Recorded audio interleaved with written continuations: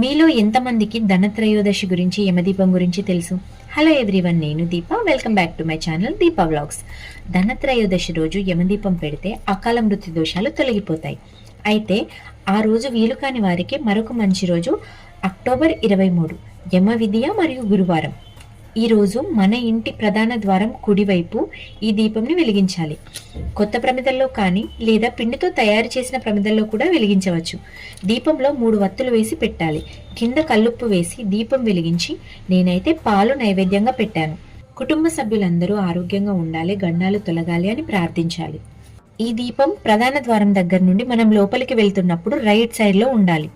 ఓం సూర్యపుత్రాయ విద్మహే మహాకాలాయ ధీమహి తన్నో యమః ప్రచోదయాత్ అనే మంత్రాన్ని 54 సార్లు కానీ లేదా 108 సార్లు కానీ చదవాలి.